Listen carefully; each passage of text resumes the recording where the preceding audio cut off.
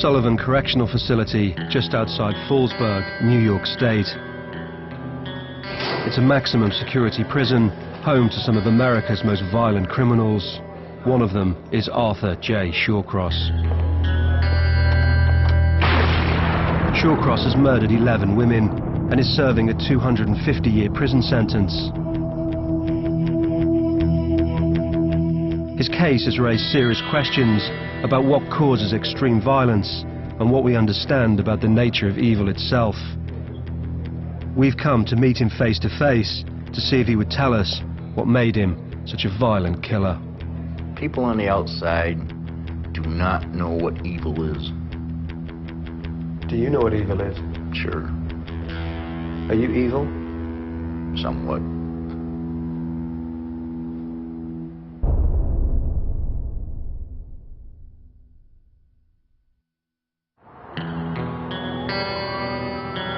Rochester, New York State, 30 miles from the Canadian border. It's a provincial city of 1 million people, set amongst the gorges and falls of the Genesee River. It's a middle-class town, but it also has a dark side. Lyle Avenue is a mile-long drag through one of the city's run-down neighborhoods, home to its seedy red light district. In March 1988, women began disappearing from the strip. Dorothy Blackburn was a 27-year-old prostitute and mother of 3. Her body was found in a nearby riverbed. She'd been strangled to death. In July, Anne-Marie Stephan, a 27-year-old cocaine addict, also went missing. Her decomposed body was found on the banks of the Genesee River. Anne-Marie Stephan, do you remember meeting her? I met Anne-Marie Steffens, I think, in front of the Finger Hut on Lake Avenue. Do you remember killing her? Yeah, possibly. We're not going into details here. No, but how did you kill her? Probably strangulation.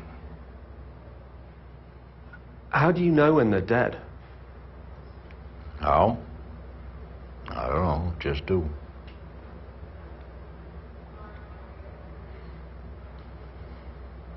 More or less after they just relax. The body relaxes, doesn't fight no more. It only takes about 4 minutes, probably. Sometimes less than that. To the outside world, Schawcross was just a regular guy. He lived here in this apartment on Alexander Street with his 4th wife, Rose.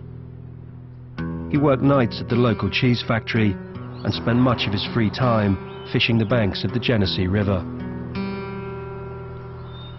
But he was living a double life. He had a mistress, Clara, and was a regular visitor to Lyle Avenue. You've got a wife, you've got a mistress, and you were also seeing prostitutes quite regularly. And other people. Well, I guess I could say I was enjoying myself. For almost 1 year, Schawcross killed no one. Then, in July 1989, police found the body of an elderly homeless woman, Dorothy Keeler.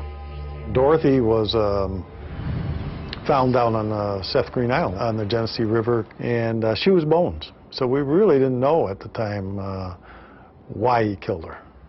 She used to live in my house, or my apartment, for a while. Was she a friend? She was, till she started stealing stuff out of the house. I asked her, why are you stealing? And she said, she needed money. And I said, you have a bank account. I was paying her $4.25 an hour just to clean the apartment. So she was thieving from you? She was taken from me and my wife, Rose. Does that warrant killing her? Huh? Does that warrant killing her? Well, to me it did. But Schawcross didn't just kill Dorothy Keeler. He would later return to her dead corpse. And he came back and visited. He came back and visited, and he took her skull, her head, and threw it in the Genesee River.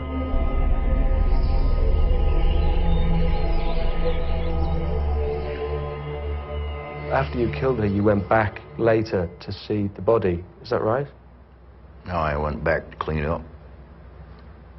She was found with her head removed. Did you? That's right. How did that happen? Easy. Just pick it up and move it. What, you just pull the head off? Yeah, it was already off. Schawcross had now murdered 3 women, but his blaze of terror had only just begun.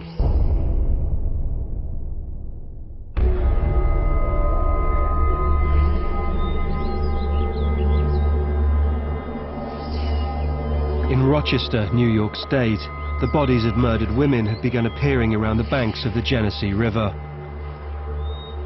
And throughout the autumn of 1989, the killings continued. On the 27th of October, Patricia Ives was found strangled to death behind the town's YMCA.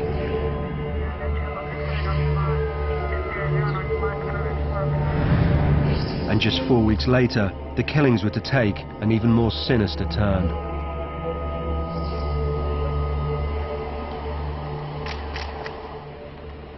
You know, the one that I remember the most, and that's stuck with me all these years, is a young woman by the name of June Stott. And June was not a prostitute, but she was a little slow. She had acted much younger than her age. I think the thing that was most disturbing about it is that when her body was turned over, she was on her stomach. And they turned her over, he had come back and eviscerated her, cut her open right from the neck right down to the vagina.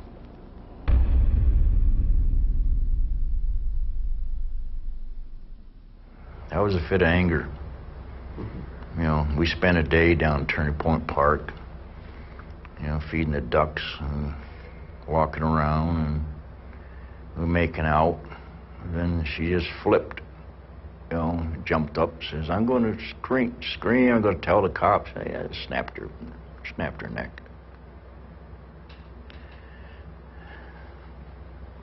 Stayed there all day until dark. Then split her open from her neck to her groin. I didn't go all the way deep into the stomach area, just split her open. I don't know why. Yeah, it was really disturbing, because at that time we didn't know who we were looking for. Now you got a guy who's certainly, we believe, is the same guy, but his activity's increasing. What he's doing at the scenes is becoming more severe all the time. The killing of June Stott was a turning point for the police. A pattern was now emerging. All of the murdered women were from vulnerable backgrounds. Most of them had been slowly strangled. Their bodies were being dumped around the Genesee River, and the killer appeared to be revisiting and mutilating them. The Rochester police now suspected they had a serial killer on their hands, and they called in the FBI.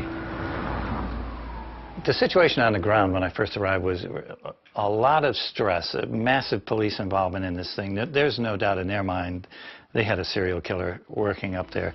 And so it's like walking into a pressure cooker, in a way. It's just intense. Police were chasing down hundreds of leads, and yet somehow the killer still seemed able to blend into the background. One of the big questions was, well, how's he getting these women? These prostitutes are scared to death, and they're being killed. Yet, he seems to have no trouble getting them. The answer is, he's a regular client. They know him. They go with him, they have successful sex, he drives them back, drops them off, no problem. So they're not afraid to go with him. It's just some nights it goes terribly wrong. We're trying to think, how can these prostitutes make these mistakes, knowing that there is a perpetrator on the street that's snatching them right under police surveillance? I think the prostitutes, and maybe to a degree, some of the investigators are looking for like a real weird guy or somebody really out of sync with what was going on, when in fact it was just the opposite. You wanted to look for somebody who really was very much attuned to that scene and very comfortable in that environment. But despite a massive police clampdown, the killing continued. Undercover police officers now poured into Lyle Avenue, posing as pimps and punters. But Schawcross wasn't fazed by their presence. He continued to hang out on the street. I'm sitting on a stoop, and I got shiny shoes on, like a cop shoes, nice dress. And this guy sits down beside me, and he starts talking about the case, pointing out all the decoys. I'm laughing at him. Why were you laughing at him? Well, I thought it was hilarious. You know, he didn't know who I was, but he had to open his mouth. He thought he was talking to somebody on the team. And he was actually talking to the killer? Yep.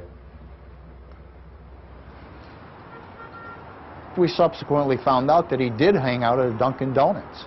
And the police would be in there themselves talking about the homicide investigation and what they were doing, not giving up intimate details, but how they were focused on looking at every vehicle that went down the road and maybe writing down plate numbers and running data.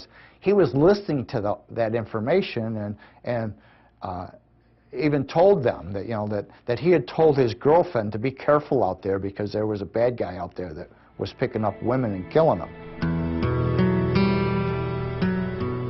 All this time, Schawcross kept up his normal routine, working at the cheese factory, going home to loyal wife Rose.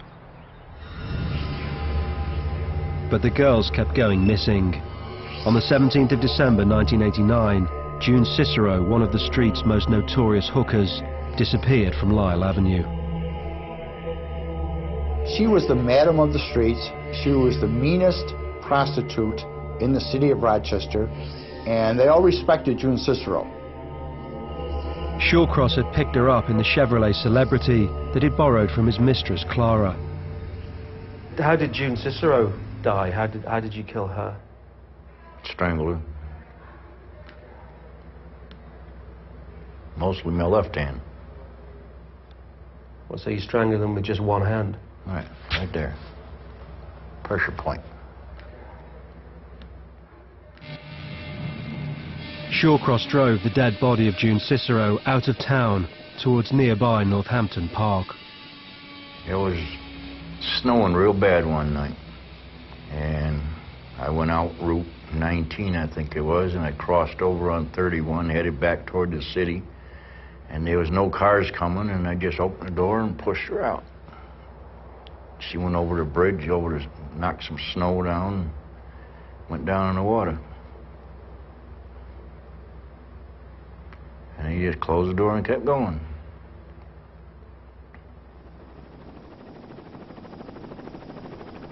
The police were now to get a crucial break. While searching Northampton Park for the body of yet another missing woman, McCaffrey made a dramatic sighting. We were less than 2 minutes into the flight from Northampton Park back to Rochester when we flew over Salmon Creek. And underneath the bridge, I could see a body frozen in the ice. It was the body of June Cicero. And then McCaffrey spotted a suspicious-looking car on the bridge itself. The passenger door was open, and it appeared that he had been urinating out of the car. And that's what we could see. And as the helicopter flew by, he closed the passenger door and slid across into the driver's seat and started to proceed easterly on Route 31. It was what the police had been waiting for. FBI profilers had highlighted the killer's pattern of returning to the dead bodies, and McCaffrey decided to follow the Chevrolet. As I was driving to Spencerport, the helicopter was flying above me. It didn't dawn on me what was going on. But the body of June Cicero was found very close to where you were on the bridge. Yeah, that was just down the road away. You know, I didn't register what was going on. I had forgot she was there.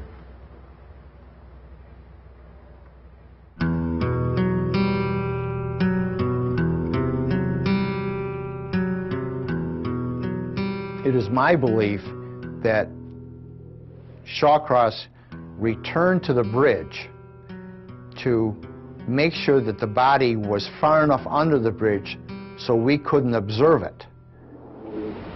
As the body of June Cicero was recovered from under the ice, the driver of the suspicious car was taken into questioning by the police. 21 months into their investigation, police had now finally pulled in Arthur Schawcross. And when they ran his name through their system, they found an astonishing personal history, a trail of murder stretching back almost 20 years. Schawcross had grown up around Watertown, 100 miles east of Rochester. In May 1972, an 8-year-old girl, Karen Hill, was reported missing. Fearing she'd drowned, the police began searching the banks of the Black River.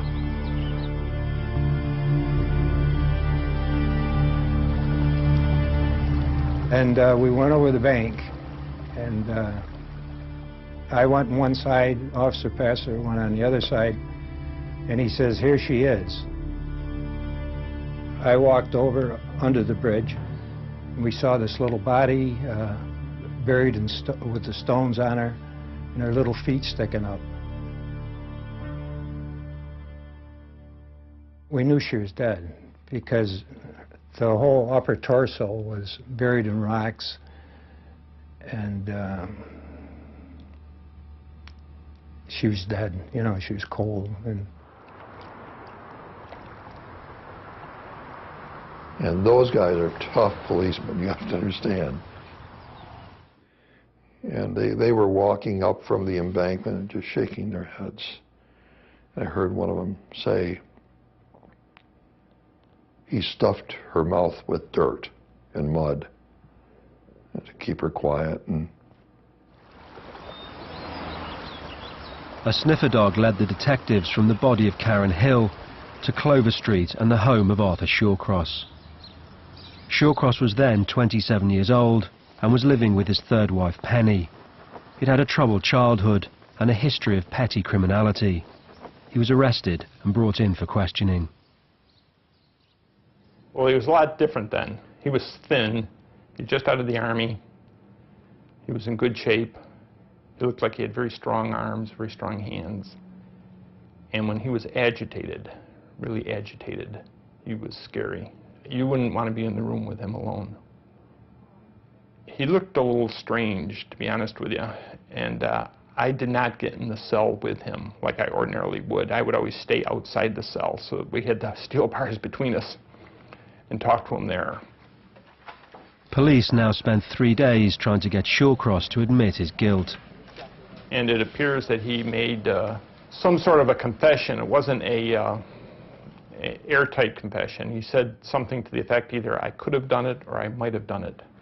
What did you do to young Karen Hill? I ain't saying. I told you I wouldn't talk about that.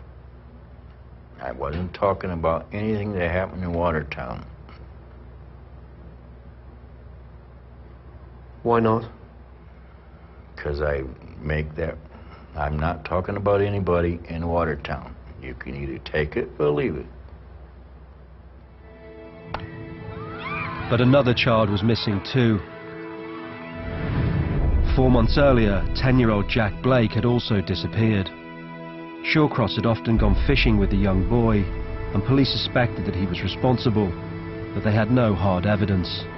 And with only a vague confession linking him to the death of Karen Hill, police decided to offer Schawcross a deal. Tell them what he'd done to Jack Blake and face a lesser charge for the murder of Karen Hill. So we had a conference in which Mr. Schawcross explained to them what happened and what he did and how he killed the Blake boy. This was part of the plea bargain arrangement, that he would explain that case for them. Schawcross directed police to the body of the young boy, which they found by train tracks just out of town. He was naked, and it seemed he'd been raped before being strangled to death. But as part of his plea bargain, Schawcross wasn't charged with the killing of Jack Blake and faced a reduced charge for the killing of Karen Hill. Mr. Schawcross pled guilty to the manslaughter. He was given the maximum sentence, 25 years. Oh, the public was outraged. They were furious, and they were very upset about the plea bargain. I'm sure the public wanted a murder conviction. People wanted justice, and no matter, the law had to be upheld, and nothing could be done more than what was done, but it was terribly frustrating for everybody that not more could have been done. Schawcross served less than 15 years of his sentence before being released on parole in April 1987. Just 15 months later, he had settled in Rochester, and his trail of murder had begun again. But had Schawcross been held responsible for murder in the second degree and received what would have been a well-deserved maximum sentence of 25 to life at the time, I know one thing as sure as I'm sitting here, he would not have committed these other homicides.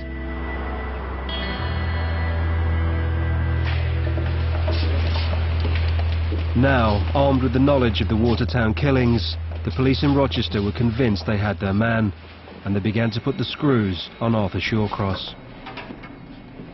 There were several of the prostitutes that were still missing, and they played on that, the interviewers. And they said, look, Art, there's girls out there that are missing that we know you killed.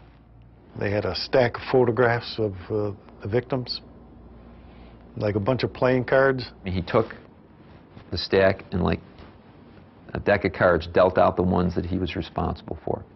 And then they went back and talked to him about each one, and he gave a confession to each and every one. Why did you confess to it? Why? I just got tired of it after 14, 16 hours later. Tired of what? All what was coming at me. I just couldn't handle it. You are charged with a violation of Article 125. Police now had their confession, and Schawcross was charged with the murder of 11 women. Darlene Trippi, June Stock, Anna Steffen, Dorothy Blackburn. As he was sent for trial, there was no doubt that he had committed the murders, but why had he done it? As medical experts began to examine him, serious questions emerged as to whether or not Arthur Schawcross might actually be insane.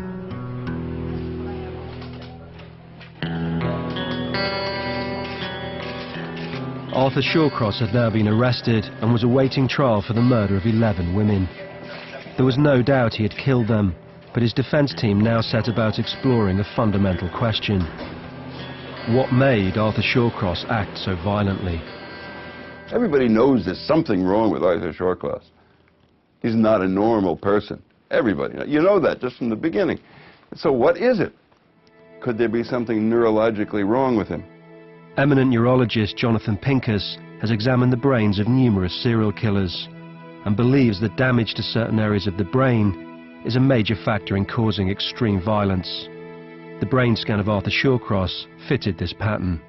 If you have a lesion on the MRI, you've got an abnormality in the EEG coming from exactly the same place, and behavior that's rather bizarre that comes from this part of the brain. I think it's likely that the abnormality of the brain has something to do with his behavior. So much that I think that had he not been neurologically abnormal, I think he probably would not have been a serial murderer. But brain damage alone is rarely decisive. Schawcross was also subjected to an in-depth examination by a senior Yale psychiatrist.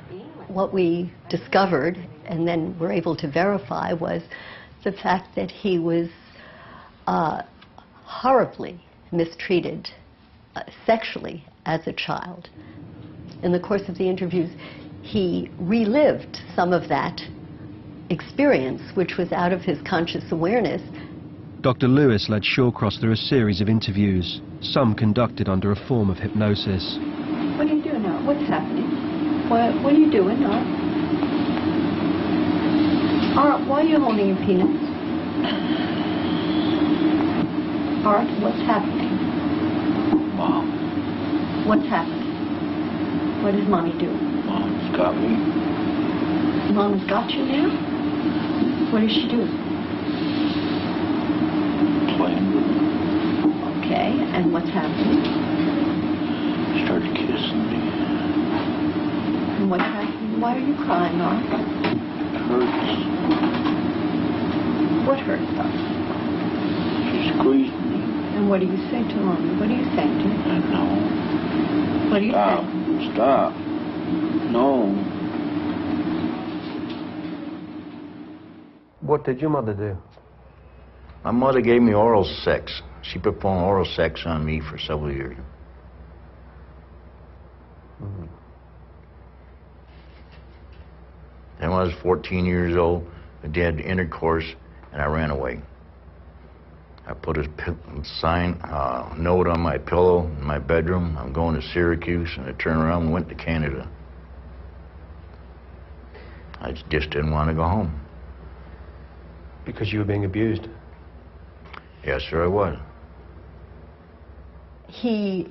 Very young, he ran away from home. He used to hide under the teacher's desk. He was an extremely bizarre and troubled child, very, very early on. So that there's a consistency to this history of abuse.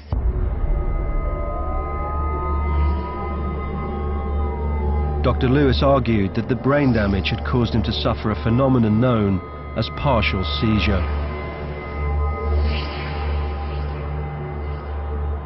Just prior to the murder, there would be some event, very often some disagreement or some threat to him where the woman may have said, "I'll tell your wife about this," or something.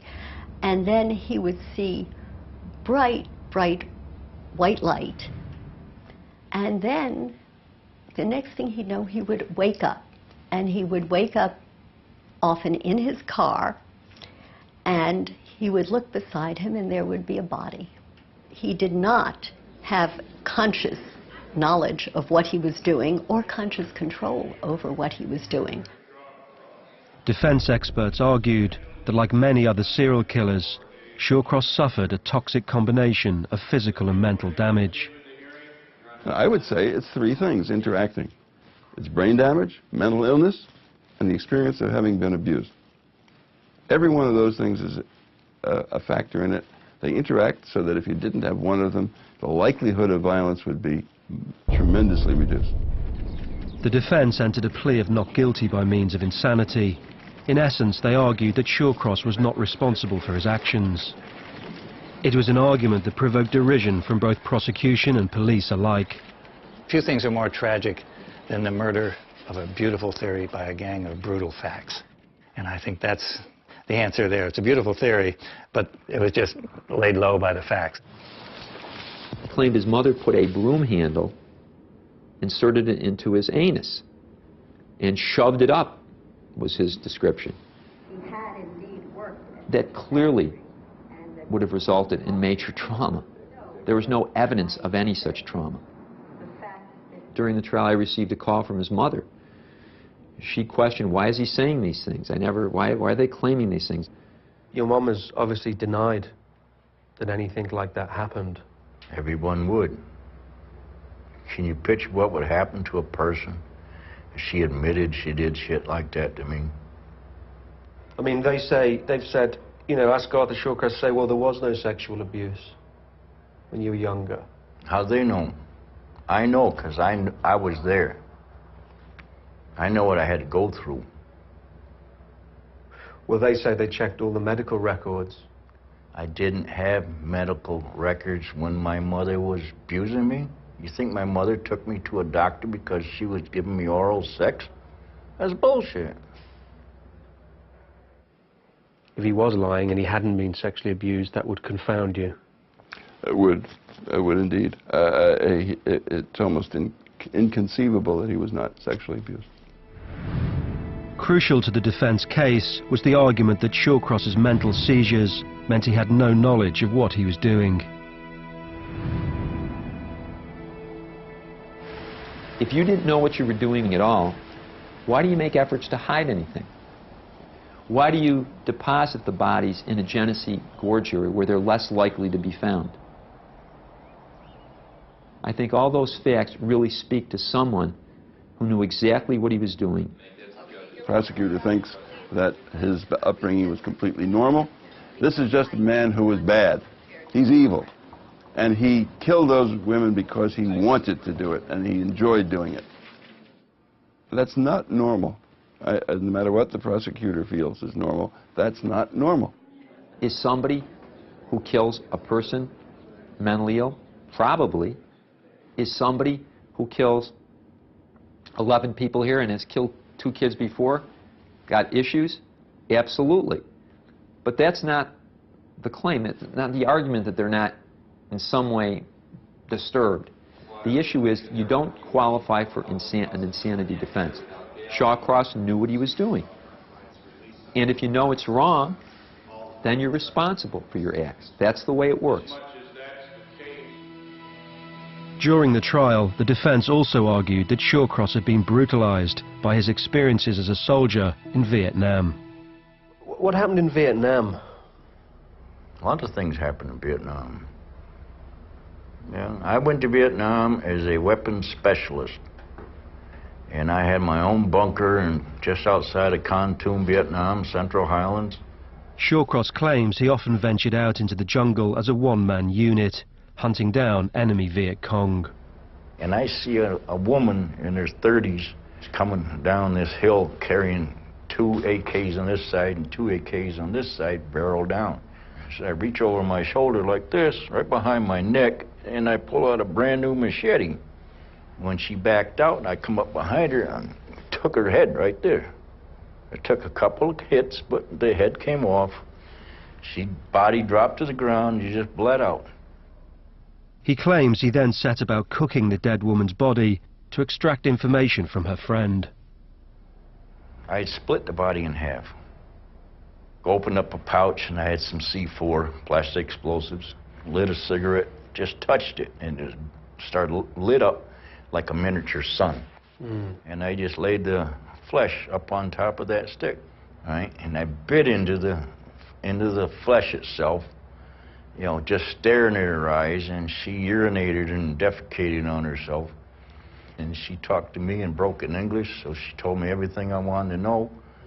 I go in, I reported in, saluted the colonel, and he gets up and he says, "You're one sick son of a bitch, but I love you." None of that that we can tell is true. These Vietnam experiences are greatly inflated and exaggerated. There's no indication he ever went out and shot anyone, much less cannibalized or did any of the things that he claims to have done. But despite his vivid recollections of combat, Schawcross found few comrades in Vietnam. But I can't remember nobody's name in Vietnam, and that messes me up. War often forms very close relationships. You didn't form friendships with anyone out there? No. You don't remember anyone's name? No.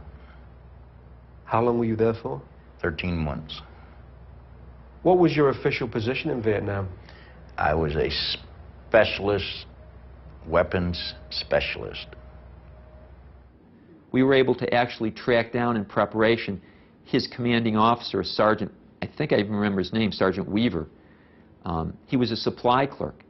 He didn't go out on these secret missions. You know, I'm not a bullshitter. Anything I tell you is facts of life. If you don't believe it, that's your prerogative. You can do what you want. You know, everybody reads what they want, believes what they want, you know, and hears what they want. Members of the jury, have you agreed upon a verdict? Yes, ma'am. After hearing 3 weeks of evidence, the jury were unconvinced by the argument that Schawcross was insane. They found him guilty on all the counts of murder. He was sentenced to 250 years in jail. Guilty. How do you find in the third count of these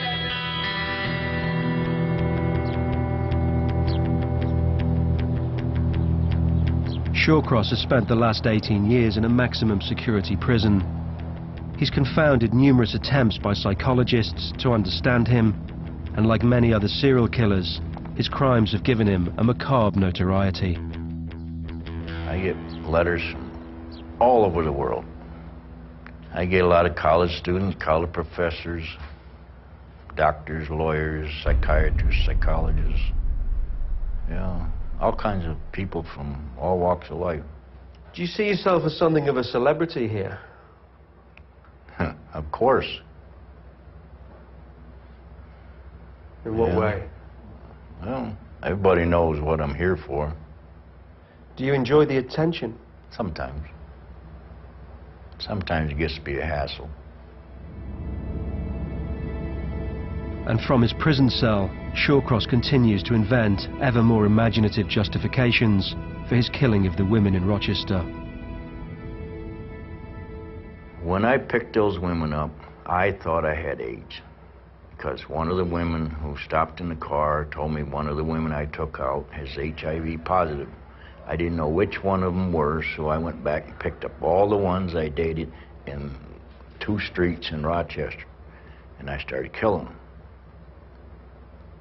And while I was doing it, I took the vagina of 3 and ate it. Why? I don't know. Probably to speed up the idea of the AIDS disease. So you thought it might kill you quicker? Probably. It's just not a lot of people that I've ever spoken to have eaten human flesh. You ever eat a raw steak? Or eat a steak that's got the fat on the end of it? Yeah. Similar.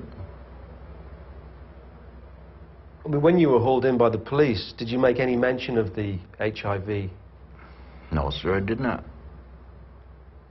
I suppose it's because some people might say, well, isn't that just an excuse to justify killing? You believe what you want to believe.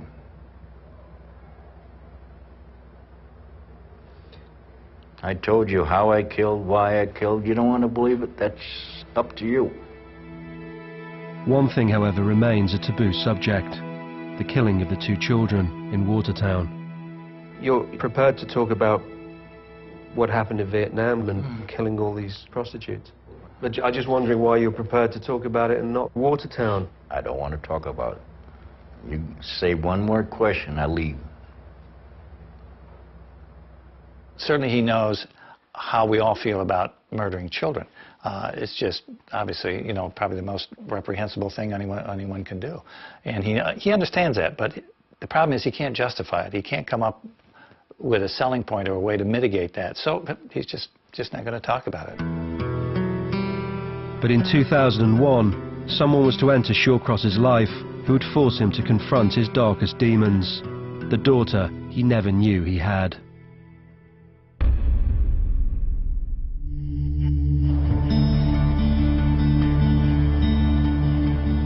In 2001, Arthur Schawcross received dramatic news. Whilst on leave from the army in the early 1960s, he had a brief romance with a woman in Hawaii. 40 years later, the child from that relationship, Maggie Deming, discovered who her father was and decided to make contact. My husband at first was like, you know, don't go there. You know, do you realize that he killed children? And I said, well, I can't just shut the door on this. You know, this is a part of my life that I just can't close the door. What did you feel when you met him for the first time when you went to prison? Apprehensive, nervous. I didn't know what to think, you know, what to say. Hi, Dad, you know. He was very genteel. He was very soft-spoken. Very grandfatherly to my daughter. He joked around a lot. What about your daughter, Maggie? She's cool. I seen her just before you showed up. Does your daughter, Maggie, know what you did? Does she know the details of what you did? She has the information of everything. I told her things that you want to know, but you're not going to get. Like what? You know what you're talking about. Things that happen in that other place. Watertown. Right. The children that he had killed, their ages are about the same age as my children are now. What he did to them, like I said, was a pretty graphic thing. And that's going to be between him and his maker. That's going to be between him and his maker. Maggie has 7 children of her own, and she's been keen to make sure that they too have a relationship with their imprisoned grandfather. My older children know what he'd done. My younger children don't. And my father kind of like said to me, you know, it's best that the younger ones don't know. But sooner or later they're going to find out. They don't really advertise the fact that their grandfather is a serial killer. Both Maggie and the grandchildren have become regular visitors to Schawcross in prison. Do you love Maggie? Very much. And do you love your grandchildren? Right. I write to them all the time. They send the grandchildren, the kids in school, they send me their school tests and different things. What they're doing in school, send me pictures. And I draw their picture. I do portraits. This is a horrible thought, but I mean, if someone were to, you know, rape and kill your grandchildren, what should happen to them? That's up to the law. But what do you think should happen to them? That's up to the law. But what would you think of them as a father, as a grandfather? I would be devastated. Right? Do you have any comprehension of the suffering that you've brought the families of the people that you've killed? I don't have any remorse for some reason. But I find it strange that you clearly feel affection for your daughter and your grandchildren. I know. That's strange. But you can't feel any empathy for all those people the families of all the people that you killed. Yeah. It's not there. Like I said, I'm one side and the other side. I don't know, something inside me is weird.